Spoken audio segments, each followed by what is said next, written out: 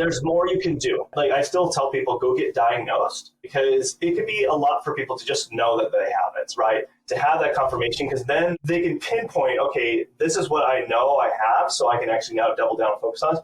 But you should do more than that. You should actually do further investigation and testing, because I guarantee you, you do have deficiencies throughout your body, because we see it a lot in research. Every time I run these tests, I've never had one person have a just complete balanced body chemistry.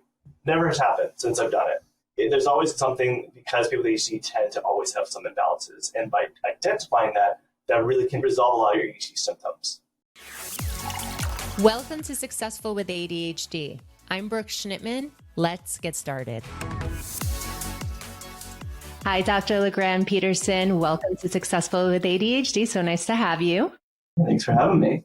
So for those of you who don't know Dr. LeGrand Peterson, he has ADHD and dyslexia, and he's passionate about helping his clients rewire their brain to achieve an optimal focused mind so they can have more success at work and life and have a clear thinking mind and unlock their true potential. And for those of you also who don't know, ADHD and learning disabilities are very common.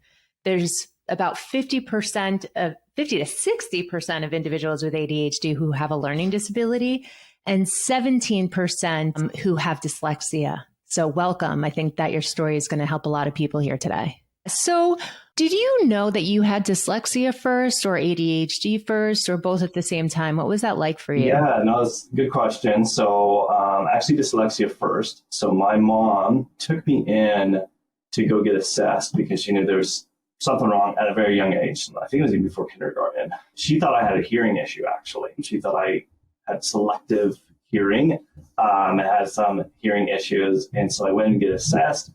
And they wanted to actually put me into special ed. They thought I had really severe special needs. My mom didn't want to put me through that. So she decided homeschooling. That actually started the process of homeschooling. And so then she went and got me assessed again, found out that I had dyslexia.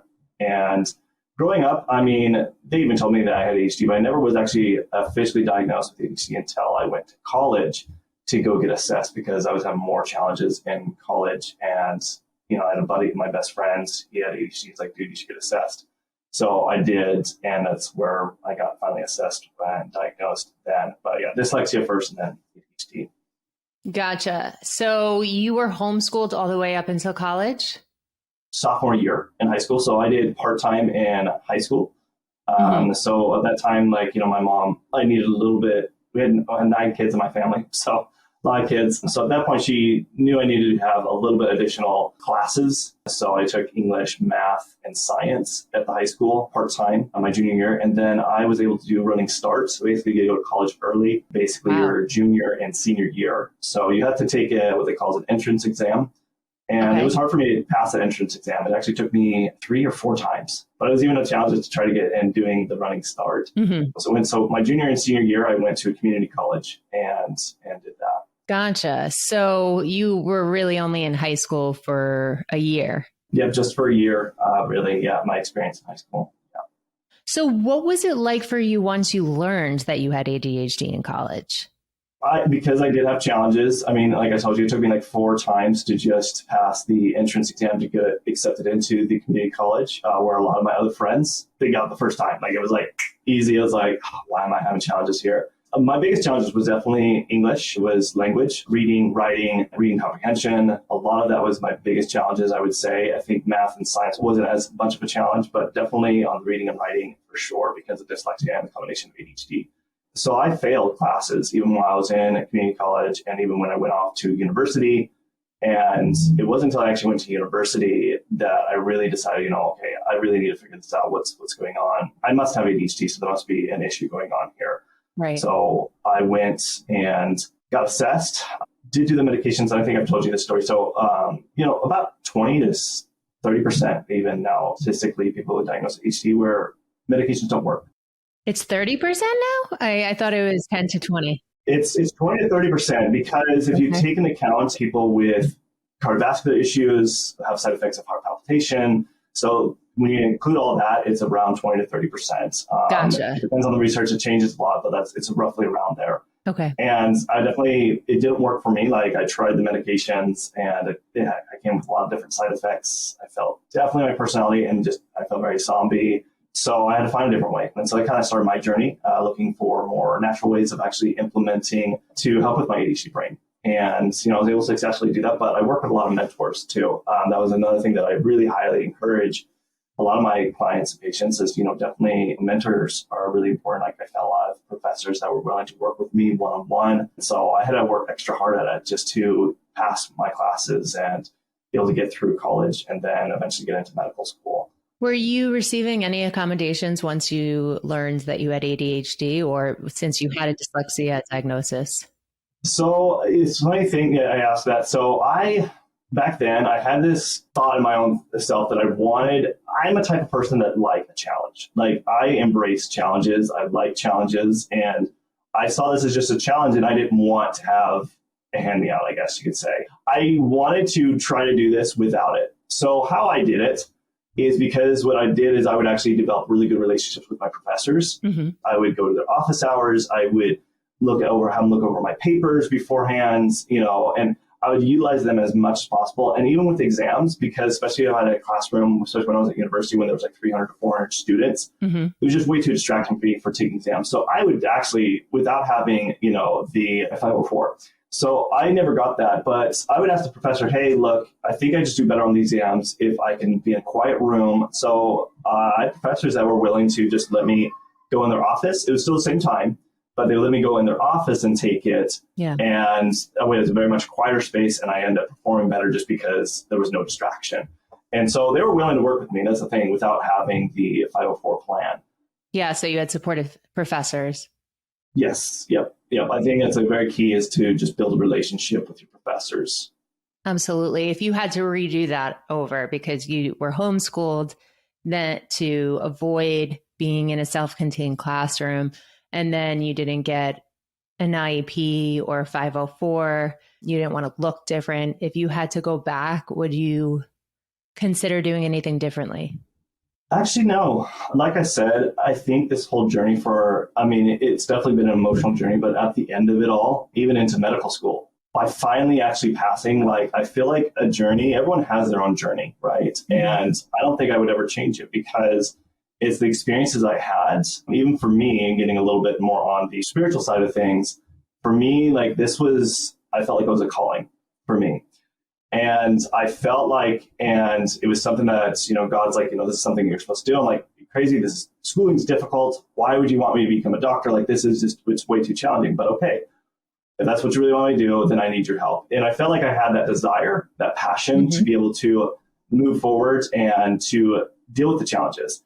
And at the end of it all, even with all the failures that came with it, because I failed my first chemistry class and I had to retake that. When I took organic chemistry, failed the very first part, had to retake it. And then the second part of organic chemistry, failed that, had to retake it. So it was this whole journey. It's like most people would just give it up, just completely would have given up. That's why we call them weeder classes. General chemistry is a weeder class, even organic chemistry is a weeder class. Mm-hmm. And I failed each one and had to retake it. Most people just are done. They're like, okay, medical school's not organic chemistry is the hardest class. So going through this, I always was just like, Lord, please, I want to stop this. I don't want to have to do this anymore. This is too much challenge. And I always felt like I was pushed to have to go through this. So at the end of it, I also was able to share this beautiful moment with my wife when I opened that last time on my final boards of seeing that I passed my final boards, that it was done because I was burnt out, having to go through this all.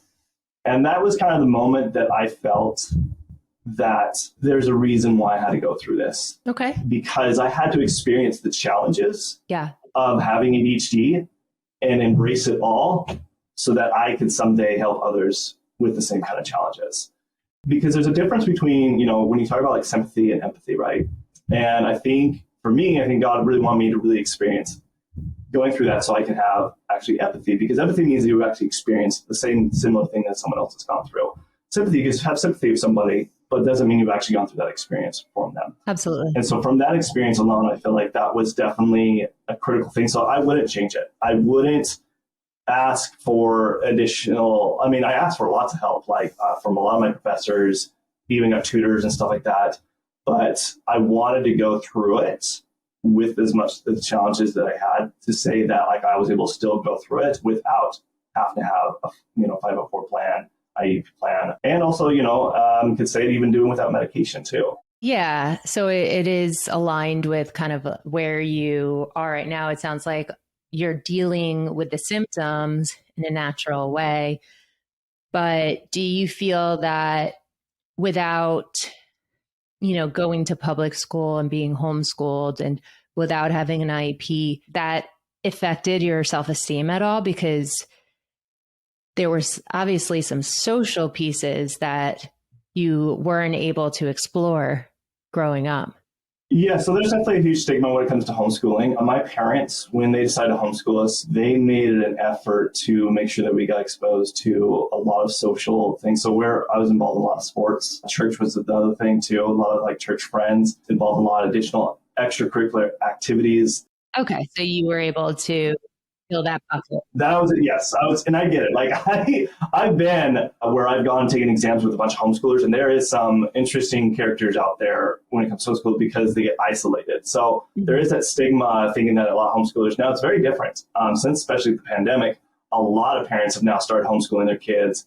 Yes, and they homeschool very differently than what the typical homeschooling thought process is. Is like, wanted to never expose a kid to the world. That's not how my parents raised us. Like they wanted us to still learn and actually socialize and stuff like that. So they still exposed us to a lot. So a lot of people would come up to me, it's like, you're homeschooled? I would have never guessed. And so I got that a lot. And it's probably just because I got a lot of exposure. We also did a lot of field trips. Like I probably would say I got a lot more exposed to the world and experience of the world than probably your average kid that goes to public school. Yeah. Because we did a lot of things and we went to a lot of places and got involved with a lot of different cultures and stuff like that. And just even my background of like going to Russia, living in Russia for a couple of years, going to Mexico, and like got exposed a lot culturally. So I would say my self-esteem, my parents always said I had a very high self-esteem because I think the challenges actually, because I embraced the challenges, my self-confidence was a lot higher than I'd say the average person. And it's something that I always say my superpower is stubborn persistence. That is my superpower, is what I say. Is my stubborn persistence, because I've failed so many times, but I try to pick myself back up again and keep going until try again until I succeed. So I love that. I love that. Stubborn persistence. I'm going to use that. So you aren't on medication to manage your ADHD. You did not have an IEP or a 504. Tell us how you manage your dyslexia and ADHD as an adult right now. Yeah, as an adult right now. So I will say, I still have dyslexia, I still have ADHD. I never say that I treat ADHD, even when I work with patients, clients, I never say I treat it. But what I say is that I help unlock your true potential with your ADHD. Have your ADHD really become part of who you are, what your true potential with your ADHD is supposed to be. And so for me, like I have what I call my dyslexic moments. And usually that can happen a lot of times. And usually this happens when, at least for me, but I also find that a lot of people with dyslexia have this issue too, is when you get really tired and you're reading a billboard or even reading an email or whatever, then you'll start seeing the letters start jumble. And I'll read out loud on a billboard. My wife's like, that's not what it says. I'm like, and then I'll do a double take. I'm like, oh yeah, you're right. Like, so I'll have what I call dyslexic moments. And how I handle this, again, it's hiring people that can double look at your stuff. I always double, triple, quadruple check a lot of my stuff, and it is a little bit extra work. But I would say, especially being as a doctor, because I do those things, I don't make as many mistakes as your typical doctor, because people that are very overly confident in their work probably make more mistakes. They don't go through their checklists, right? And Sure. You want people to go through their checklists and double, triple checking, especially like a pilot. Again, you want them to be doing that. There's a reason why they have a checklist. Now, when doctors that are very overly confident because they don't have any challenges, that's where I find that they probably make more mistakes because they're too confident and not double and triple checking their stuff. And that's what I just do. No, I appreciate you saying that. My husband used to be a helicopter and jet pilot. And I remember he was a co-pilot of a jet.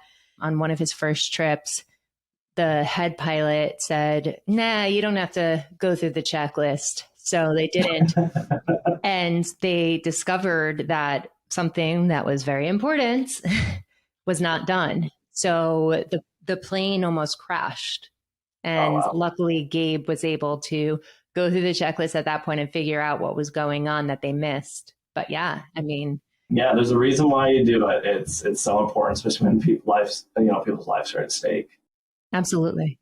As far as the ADHD, so with that, a lot of the ways that I manage it, I've gotten to a point where I call it my 5 big pillars. Supplements are great, but they're only something I use temporarily. Even with my patients and clients, is where it's something we just use temporarily to bring the body chemistry back to balance. But the ultimate goal is actually using food as your medicine, nutrition, and lifestyle changes. So my 5 pillars are always, good nutrition, good sleep, good exercise, eliminating stressors in your life, and hydration. Like those are you focus and double down on those 5 things. And that's what I try to just constantly always doubling down on. And as long as I do those, I don't feel like I need to take any supplements at all, or definitely I've been needing to take medication since college. And by dialing those down and taking the right types of nutrients that are really important for you, and we did discover this more is definitely looking at your body chemistry, seeing the balances that are going on there and identifying those. And that's how you can actually really identify what nutrition you need to focus on and helping with your ADHD brain. And so that's how I really kind of manage my ADHD on a daily basis. Now, I will have moments where this happens more in the wintertime, where maybe I'm not so great on those 5 pillars. It's where we kind of hit this, slump, where here in the Northwest, it gets dark at like 3:30 or 4, I guess, really early. Talk about a lack of vitamin D there. Yeah. So, there's certain things I'm like, okay, I might need to take some essential supplements that I might take during that time because maybe I'm not so great on those 5 pillars. So I will find myself sometimes going back to some of the supplementation that I need to do. But for the most part, especially during the spring and summer months, I don't have to rely on any kind of supplements, just on those 5 pillars. For those of you who don't know, I have been posting Dr. LeGrand in my stories because you shared with me some tests that I should take to find out what's going on in my brain and my gut and my body. Yeah. And I can't wait to do a thorough test. First of all, do you want to just share with everyone what those tests were that you recommended for me and why? Because I know that a lot of people are curious about that. Yeah. So, what we do, because there's lots of different tests out there. So, I met with Brooke and just kind of got more of just a medical history, because it's important. I think whenever you're going to decide to invest in testing, it's important to really meet with a doctor that can look at your medical history and your past medical history and just stuff that you've done, and look at past testing and look at it all. So that's what I'll do. And so with you, Brooke, the things that were important to, definitely because of the digestive history, checking your gut flora. So doing a whole panel on testing your gut flora there. Also looking at micronutrients. So it's always important that I find that, a lot of people, especially with ADHD, are more prone to being micronutrient deficient. So we do a full panel of testing all micronutrients, this is all vitamins, minerals, amino acids, antioxidants, testing them all. And then on top of that is also checking for hormones. So it's really important to, especially checking for hormones, things like cortisol levels that deal a lot with our energy throughout the day, can impact our focus throughout the day, can impact our stress levels. So it's important to look at those. Looking at progesterone, estrogen, testosterone, DHEA, which is a precursor to testosterone and estradiol, because the hormones can really impact our ADHD brain significantly, impact our mood, impact our stress levels, impact our sleep, impact our energy, impact it so many different ways. So it's always want to make sure. So I like making sure that we're checking everything that we possibly can based off your medical history. Also testing for neurotransmitters too. So a lot of people think it's just a dopamine problem. Now these are neurotransmitter testing throughout the entire body. A lot of people ask this question. It isn't just testing specifically brain. The testing is not that advanced. It's actually testing throughout the body. In fact, a lot of people don't realize this, but 90 to 95% of a lot of our neurotransmitters are actually made in our gut. Everyone wants to think that the brain produces most of them, but it's actually a lot of them are actually produced in the gut. People don't realize that. So this is testing for just neurotransmitters throughout the entire body. And it's important to understand that, to see, okay, where are the actual deficiencies? Is it really a dopamine problem, norepinephrine problem? And I will say it's not always the case. People with ADHD, and you probably know this, Brooke, it isn't just ADHD. There's always another additional comorbidity disorder. Usually, yeah. People with ADHD are more prone to it. In fact, there's research on this that we are 2.5 times more likelihood to get additional comorbidity issues, things like anxiety, depression, bipolar issue, substance abuse and addiction, and then other detrimental things such as like Alzheimer's disease and cardiovascular and diabetes. Learning disabilities, OCD, autism. There's so much, and not one ADHD person is the same. And that's why I like to say the testing helps me to use to help to make it more individualized, to be able to actually treat the root cause of why you can't be focused, why you're dealing with anxiety, why you might have a low energy, which happens a lot with adults with ADHD, and why you just feel burnt out. Maybe why you have depression, and why do you have these other maybe health issues that might be causing more symptoms, maybe even thyroid issue, which actually can present very similarly to ADHD symptoms. And a lot of times people with ADHD do never get that checked. If there's anything like that's something you should definitely rule out, especially women with ADHD. Like 1 in 8 women actually have a thyroid issue. That's higher than women with ADHD or even adults with ADHD. It's like 1 in 10 for kids. Adults, it's lower than that. So you have a higher chance of actually getting a thyroid issue if you're a woman than with ADHD. And anxiety if you're a woman. We're truly blessed. Yeah, I know. There's a reason why 70+% of my patients and clients are women. Women are more health conscious than men. That's just how it is. And that's just across the board. If you go to any clinic or any hospital, about probably 70+% of their patient and clientele are probably going to be women. Let me ask you a hard question. I just had Dr. Amen on my podcast, and he believes that with a SPECT scan, we can diagnose ADHD. Do you believe with your neurotransmitter assessment that's done that you can assess or rule out ADHD? I think with the neurotransmitter, so even with the SPECT scan, I think the more tools you can use, instead of just having one witness, right? It's good to have 3 witnesses. However you want to take that, religiously or however way, but it's always important to have 3, I think, points of defiance of actually confirming something, in my opinion. So SPECT scan would be one. That's why I don't always just do neurotransmitter testing, because again, it isn't like complete, because it's not testing specifically the brain, it's testing throughout the body, which is good information. So I like to test it along with hormones. I like to test it along with micronutrient deficiencies and other testing depending on your medical history. So what I want to see is I do want to see the medical industry to start embracing some of these testing, even the SPECT scan and other these, to use it as tools to diagnose someone with ADHD. Because in my opinion, and we have seen the research on this, about 50% of people get misdiagnosed with ADHD or not diagnosed with ADHD and diagnosed with just anxiety or depression, especially women. Women definitely follow this category significantly. And if we can use these other tools to say, okay, they've done a questionnaire, it maybe didn't hit every point that we think, but now we've done a SPECT scan, we've done some of these other testing, but this confirms maybe, you know what, she probably does have ADHD because these other things are pointing in that direction. So maybe she just didn't answer the questionnaire very well, or he didn't answer the questionnaire very well. Because the questionnaire can be skewed. Especially if you overthink things and have a processing issue, or you have dyslexia. I mean, come on. Exactly. So for those of you listening right now, if you did not come up on a survey that you have ADHD, it doesn't mean that you don't have it. So there's other tools. Exactly. And I get this all the time. In fact, probably more than half of our patient clients that I work with don't even have the ADHD diagnosis. I tell them, like, to me, I don't need that. Because you need to know their symptoms and their descriptions, right? Exactly. You know their symptoms, what they're dealing with right now, and then doing testing to really understand the root cause of why you have those symptoms. To me, the diagnosis doesn't give me any information. It doesn't. Because, like, okay, great, you have the diagnosis, but what does that tell me? But everyone looks different, right? So like you have cancer. Do you have stage 1, 2, 3, 4? Where in the body do you have it? You have ADHD. Yeah. Well, there's plenty of symptoms. I think someone said that there's like 6,000 ways that ADHD can be seen. Wow. So you have ADHD. I have ADHD. Yeah. We might present very differently.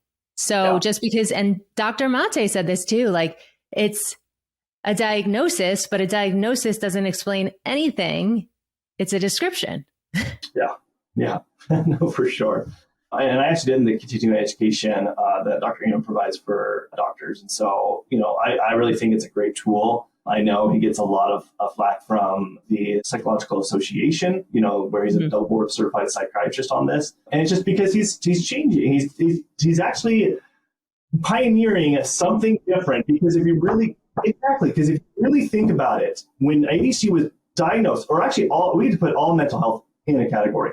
Since all mental health issues have been diagnosed, it has the treatment and the process has really not changed since then. You look at anything, this is what I decided, like, this is one industry that needs to be really, when I was in medical school, it's like, look, diabetes, cardiovascular issues, cancer, all these other conditions have advanced way more than all the mental health stuff. Mental health is like not advanced at all as far as the process of actually diagnosing. And even with, I think at this point in time in the era, like the technology that we have, I'm surprised we haven't got any further. So like someone like Dr. Amen, and even like myself, that's like trying to actually approach it very differently to just have more witnesses, more than just the questionnaire, to really pinpoint more of the root cause and helping and treating, people with ADHD.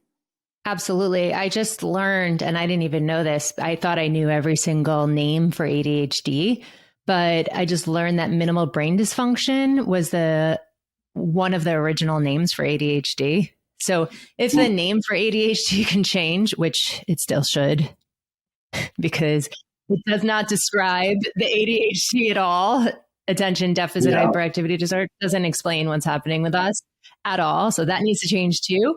Then the way that we treat people and the way that we diagnose people can definitely be explored. Yep, exactly. Yeah, for sure. Tell me a little bit about the process. Once you test someone, once you see the person, you figure out, which tests they should take to get more of an inside picture of your body, your brain, your gut, whatever. And then you go through it. And what happens? Yeah, so once I've gotten a chance to look at all the testing, then I put together a more customized treatment plan. This is going to be usually a very thorough, in-depth nutrition plan.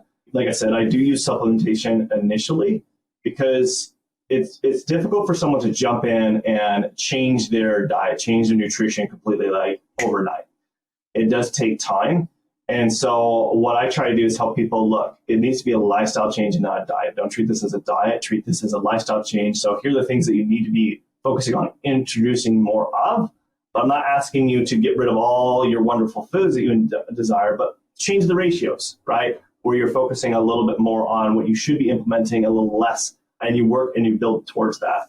And so I still do get supplementation based off of the testing because you can do higher doses on that and helping people get results. And that kind of helps motivate people to continue forward with the treatment. But then along with that, there's also another important factor. Remember, one of the pillars I said is eliminate stressors. So what I call is removing internal and external factors. If you don't address removing internal or external factors in your life, doesn't matter what kind of treatment plan I give you or any doctor gives you, you're still going to be stressed out and your ADHD symptoms are going to be exacerbated. Exactly. You're sabotaging your health and you can't allow your body to heal. So it doesn't matter how wonderful a treatment plan it is and it's the best one for you. If you don't address that, and I see this time and time again, and I always stress this so much when I'm working with people, it's like, and we'll focus on that. We'll be like, all right, we need to figure out, give you tools to be able to eliminate these internal and external stressors that are sabotaging your health. So that way your body chemistry can change. Yes. So, because once you can change your body chemistry, guess what? Now you can implement strategies. Get better at being, doing the self-improvement and actually implementing things that your coach is giving you and implementing all these things that you're trying to do because you're finally change your body chemistry. Yes. When people come to us and they're like, oh, can you help me with my productivity? Give me the best calendar, the best schedule, the best time management system. Yeah. I could give you all of that. You could give them all of that. Yeah. But if you're not sleeping, if you're in a stressed household or environment, if you have like a very toxic work environment, if you're barely functioning with your kids, you're not going to be able to focus on your calendar. You got to get clear. You're not. Exactly. And I think a lot of people miss that is the importance of body chemistry. And I don't see a lot of people in the industry really addressing that. Even treating ADHD, they might be changing biochemistry through medication, but they're not actually confirming if that is really what they need to be taking. Confirming it with giving back evidence of testing to see, okay, do I really need to take it? Because a questionnaire, in my opinion, isn't enough. That's just me. I mean, I know a lot of doctors will disagree on that. That's because that is something as gold standard that has been the same ever since it's been diagnosed. And we do need to change our way. If we're going to really try to push the boundaries in science and helping people with mental health, we got to push the boundaries as finding other ways to investigate so we can help people with mental health. Yeah. So for those of you listening, I know this can be a very sensitive topic on how to treat ADHD, how to confirm you have ADHD. So I don't think that Dr. LeGrand here is saying that it's not valid to do a questionnaire, but No. There's more than just that. There's more you can do. Exactly. That's all I'm saying is that like I still tell people go get diagnosed, because it could be a lot for people to just know that they have it, right? Yeah. To have that confirmation, because then they can pinpoint, okay, this is what I know I have, so I can actually now double down and focus on it. But you should do more than that. You should actually do further investigation and testing, because I guarantee you do have deficiencies throughout your body, because we see it a lot in research. And also, I know by doing this testing all the time, I see always, every time I run these tests, I've never had one person have a just complete balanced body chemistry. Never has happened since I've done it. There's always something, because people with ADHD tend to always have some imbalances. And by identifying that really can help really resolve a lot of your ADHD symptoms. Yeah. Dr. LeGrand, I would love to have you back once all of my assessments are in. Yeah, for so sure. We can go through that, and I could be a live case study for you and for the audience, because I know a lot of my Instagram followers are curious on what these tests are going to produce. And also, I know you know a lot about psilocybin and lion's mane. I would love for you to come back and talk about that, because there's so much unknown related to that. Yeah. They're looking for anything possible, because I will say, even with ADHD medications working for you, people still find it isn't quite nearly enough, right? And so I work with people even when they're taking medications to use supportive treatment. And that can actually enhance helping eliminate ADHD symptoms along with your medications. And so I work with people like that all the time. And it's a beautiful thing, because you're actually using additional supportive treatment along with that to help that. And in fact, it can actually prolong the effects of the medication, because you're implementing other natural things on top of that can prolong the actual medication. Because some people find like, oh yeah, the medication only works, a few hours. The absorption of the medication, right? Some people will complain that it only works 2 hours for me, whereas other people might work 8 hours because the metabolism is different. But you use additional supportive treatments, you can find it actually lasts longer, because you're implementing the things to help support your current treatment. Speaking of absorption, and we'll leave off here because there's so much other good content that, again, I'll bring you back on hopefully in a couple of months so our listeners can hear what you have to say. MCT oil. I use that in my coffee in the morning. Yeah. My coffee is not the first thing I drink. Don't worry. I drink water. I have a protein. I have a fat, all of that before. Right. But to your point, I don't know if this is a horrible analogy or if this is just an analogy, but MCT oil in your coffee helps with absorption so you don't spike and then drop. So I'm curious if what you're saying with extra tools or food or whatever it is that you have people take with their ADHD supplements, that is what helps them absorb and keep focus and their ADHD medication in their body. Yeah, so you bring up a good question, because another thing that we do test for is actually testing people's metabolism rate and what kind of type of metabolism they have. And this helps a lot also kind of put together a nutrition plan too, because there's certain foods, different metabolism types that actually can do well with eating higher processed fats or higher proteins and more dense proteins, because they need that part of their metabolism. Whereas others, maybe not so much. They need more lighter proteins. They need more higher vegetable intake. And even, when we're going to fats, even the MCT oil might be a little bit harder to digest for a different type of metabolism type. And so everybody does have different metabolisms, and something that we have to look at too, because I think that's important, especially when absorbing your foods. And even when it comes to metabolizing, even supplements or medications that you're taking. So definitely something that we definitely look at is the metabolism, your metabolism rate, to be able to see that. Great. So for those people who want to check you out, where can they find you? Yeah, so I'm all on all social medias. I'm primarily on YouTube. I have a lot of YouTube content. It's just Dr. LeGrand, DR LeGrand, or you type in Dr. LeGrand as well. You'll find me in both categories there. I have a lot of videos. I talk about ADHD a lot. I do talk a lot about nootropics too, because a lot of people ask questions about that. I do live streams every single week too on Wednesday nights at 5 p.m. Pacific Standard Time. In fact, you might catch one of ours, a previous one.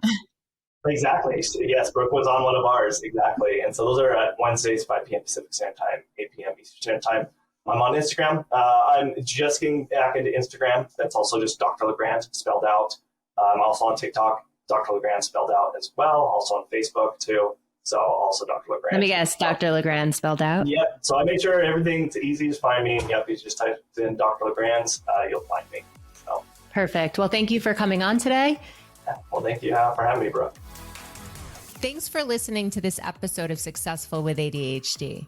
I hope it helped you on your journey. And if you need any additional support for you or a loved one with ADHD, feel free to reach out to us at coachingwithbrooke.com and all social media platforms at Coaching with Brooke.